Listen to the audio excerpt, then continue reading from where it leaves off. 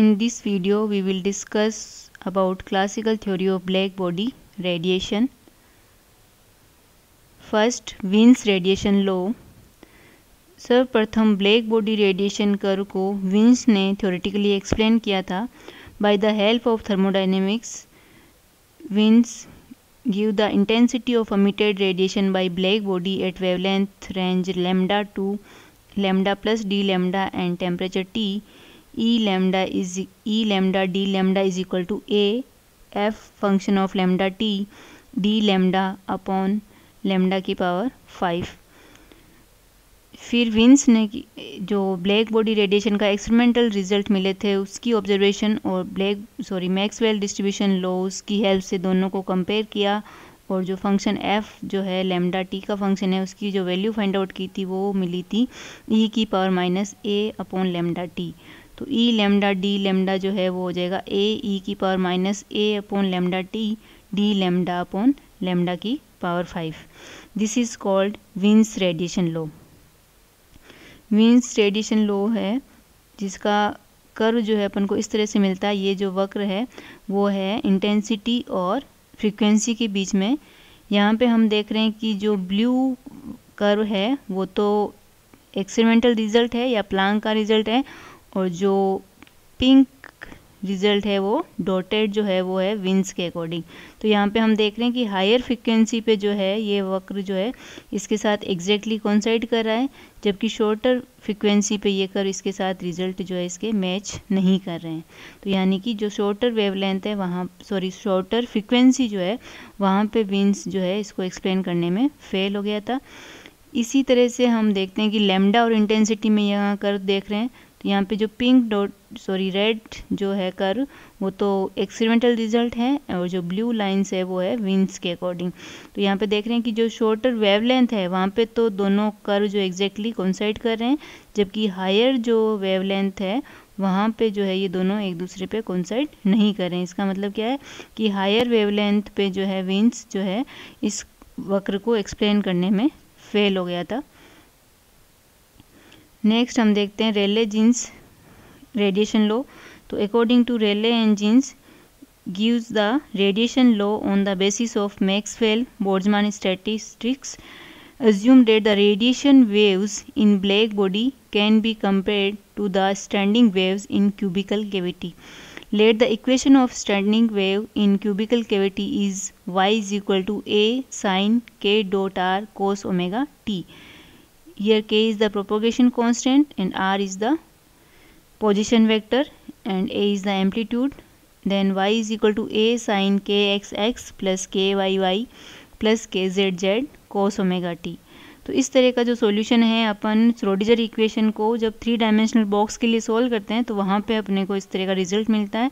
और उसमें हम देखते हैं कि ये जो वेव्स जो है स्टैंडिंग वेव्स जो है वॉल पे ही उनके नोट्स मिलते हैं, यानी कि वहाँ पे जो फंक्शन है वो फिनिश हो जाता है, वेनिसेस हो जाता है. तो इसके लिए हम देखें कि सेट जो इसको kx ky kz जो प्रोपोगेशन कांस्टेंट है उनकी जो वैल्यूज़ मिलती है अपन को वो मिलती है kx equal to nx pi upon a, ky is ny pi upon a और similarly kz is equal to nz pi upon a. तो ये अपन को उस वेव फंक्शन पे बाउंड्री कंडीशन अप्लाई करेंगे तो हमें ये कंडीशन मिलती है. और जहाँ पे nx ny nz क्या होंगे, इंटीजर नंबर होंगे और a जो है वो क्या है उस कैविटी की जो है लेंथ है. तो यदि इन तीनों का हम मैग्नीट्यूड निकालें, इस k का यदि मैग्नीट्यूड निकालते हैं तो पोजीशन वेक्टर का जो मैग्नीट्यूड निकालते हैं वैसे इसका निकालेंगे तो वो क्या हो जाएगा k square is equal to kx square plus ky square plus kz square. और इन ऊपर वाले से इन सब की वैल्यू पुट करेंगे तो अपने पास इनकी जो वैल्यू आएगी वो आ जाएगी nx square plus ny square plus nz square multiply by pi square upon a square. तो यहाँ से अपन इनको इधर क्रॉस मल्टीप्लाई करते हैं तो अपने पास जो वैल्यू आती है nx square plus ny square plus nz square is equal to k square a square upon pi square. तो यहाँ पे जो k है वो क्या है 2 पाई अपॉन लेमडा, ये प्रोपोगेशन कांस्टेंट है ही. और यहाँ पे लेमडा आपको पता ही है कि nu equal to c upon lambda होता है. तो इसकी वैल्यू यहाँ पे पुट करेंगे तो k is equal to 2 pi nu upon c आ जाएगा. तो यहाँ पे यदि nx² plus ny² plus nz² निकालेंगे तो क्या आ जाएगा अपने पास, इसकी वैल्यू उस इक्वेशन में पुट कर देंगे तो आ जाएगा 4a² न्यू² अपॉन c²।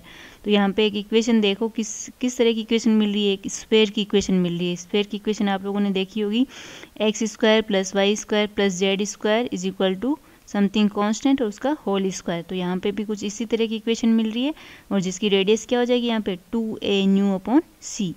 और अगर अपन इनमें से पॉजिटिव वैल्यूज़ देखें nx ny z की, तो वो क्या होगी, 8th part of this spare होगी। कैसे कि nx ny nz के अपन यदि कम्यूटेशन रिलेशन बनाए तो वहाँ पे 2 की पावर 3 कॉम्बिनेशन बनेंगे। तो इसका मतलब कि जो पॉजिटिव वैल्यू आएगी वो उसके कौन से पार्ट में होगी, 1/8th पार्ट में।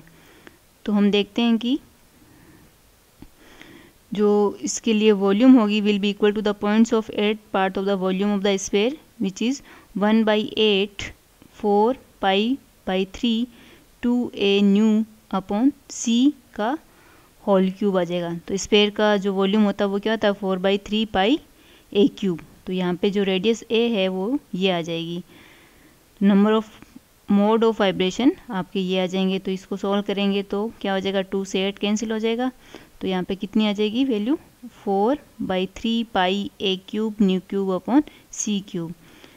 अब यदि अपन जो कैविटी है उसकी वॉल्यूम अपन 1 ले लें तो क्या हो जाएगा, number of mode of vibration in range 0 to new वो क्या हो जाएगा 4/3 π न्यू क्यूब अपॉन c³। यहाँ पे हमने a³ की जगह 1 पुट कर दिया। फिर हम देखें कि number of mode of vibration जो है वो कितने हैं, न्यू से लेके न्यू प्लस डी न्यू के बीच में। तो वो कितने हो जाएंगे, इसका डिफ्रेंशिएशन कर दीजिए। तो डिफ्रेंशिएशन करोगे तो क्या मिलेगा, 4π न्यू² अपॉन c³ डी न्यू। तो न्यू क्यूब का क्या हो जाएगा 3 न्यू² डी न्यू, और 3 से 3 कैंसिल हो जाएगा तो आपके पास ये मिल जाएंगे। Again we note that there are 2 polarisation states of vibration for EM waves, hence per unit volume number of mode of vibration क्या हो जाएंगे, ये है ही आपको। और पर यूनिट वॉल्यूम निकालोगे तो ये वॉल्यूम अपने ने क्या ले रखी है, 1 यूनिट ले रखी है। तो अपने पास जो number of mode of vibration क्या आ जाएंगे, n nu d nu is equal to 8, क्योंकि 2 टाइम्स है पोलराइजेशन स्टेट। तो यहाँ पे क्या आ जाएगा 8π न्यू² अपॉन c³ डी न्यू। और इसी को यदि अपन लेमडा के फॉर्म में लिखना चाहें तो वही आपका relation nu is equal to क्या है, c अपॉन लेमडा, और उससे डी न्यू निकालो और क्या आ जाएगा आपके पास n lambda D lambda is equal to 8π upon lambda की पावर 4 डी लेमडा। तो ये अपने पास number of mode of vibration आ गए। अब देखते हैं कि इससे यदि अपन निकालें एमिटेड एनर्जी निकालें, एनर्जी डेंसिटी कौन सी रेंज में, lambda two lambda plus D lambda. तो ये बताइए U lambda D lambda is equal to N lambda D lambda K T क्या होती है आपकी इक्विपार्टीशन एनर्जी होती है। तो ये क्या आ जाएगा N lambda D lambda multiply by K T. N lambda D lambda क्या थे, number of mode of vibration. तो इसे इसको मल्टीप्लाई कर दोगे आप। तो ये आपने ने पहले निकाल रखा है, तो पहले वाली इक्वेशन से यहाँ पे वैल्यू पुट करेंगे तो अपने पास क्या आ जाएगा 8π K T D lambda upon lambda की पावर 4। और इसको भी यदि आप न्यू के रूप में कन्वर्ट करना चाहते हो तो यू न्यू डी न्यू क्या आ जाएगा 8π के टी न्यू² डी न्यू अपॉन c³, वही nu is equal to c upon lambda से। तो this is called Rayleigh Jeans distribution law. अब इसमें यदि अपन कर्व ड्रॉ करते हैं वेवलेंथ एंड इंटेंसिटी के बीच में अकॉर्डिंग टू रेले जीन्स, तो यहाँ पे हम देखते हैं कि जो हायर वेवलेंथ है, हायर वेवलेंथ पे क्या कर रहा है, ये इसके साथ कोइंसाइड कर रहा है। तो यानी कि हायर वेवलेंथ पे तो क्या कर रहा है, ये एक्सपेरिमेंटल रिजल्ट को सेटिस्फाई कर रहा है, लेकिन लोअर वेवलेंथ पे इसमें कोई रिजल्ट आपको नहीं मिल रहे हैं। इसका मतलब क्या हुआ कि रेले जीन्स जो है सिर्फ ब्लैक बॉडी रेडिएशन के एक्सपेरिमेंटल रिजल्ट को हायर वेवलेंथ को ही एक्सप्लेन करने में सफल रहा था, बाकी लोअर वेवलेंथ पे ये इसको एक्सप्लेन करने में फेल हो गया था। अब हमने देखा था अभी कि रेले जीन्स में क्या था कि यू न्यू है वो प्रोपोर्शनल टू न्यू² आ रहा है। अभी हमने एक रिजल्ट निकाला था, सॉरी दिस वन। तो यहाँ पे आप देख रहे हो यू न्यू है वो प्रोपोर्शनल टू न्यू² है। तो इसका मतलब क्या हुआ कि जैसे जैसे फ्रीक्वेंसी बढ़ेगी जैसे जैसे फ्रीक्वेंसी बढ़ेगी यू न्यू का मान भी क्या होगा, बढ़ेगा। तो यू न्यू का मान बढ़ेगा तो यदि अपन टोटल एनर्जी डेंसिटी निकालें तो वो फॉर्मूला क्या हो जाएगा, integration 0 to infinity u nu d nu. ये गलती से लिख गया। तो ये क्या होगा कि यहाँ पे लिमिट लगाओगे 0 टू इन्फिनिटी तो क्या होगा, टेंस टू इन्फिनिटी होगा। इसका मतलब अभी अपने ने ग्राफ में देखा था ये कि जैसे यहाँ पे क्या हो रहा है, यदि न्यू के रूप में देखेंगे तो ये ग्राफ क्या होगा, न्यू के साथ साथ पहले क्या होगा, बढ़ेगी एनर्जी डेंसिटी। और यहाँ पे जैसे ये रीजन है इसके क्रॉस बनी थी वेवलेंथ देखेंगे तो वो अल्ट्रावायलेट रीजन के अंदर आती है। तो अल्ट्रावायलेट रीजन में आती है उसकी जो एनर्जी डेंसिटी वो क्या हो जाती है, इनफाइनाइट हो जाती है, जो कि पॉसिबल नहीं है।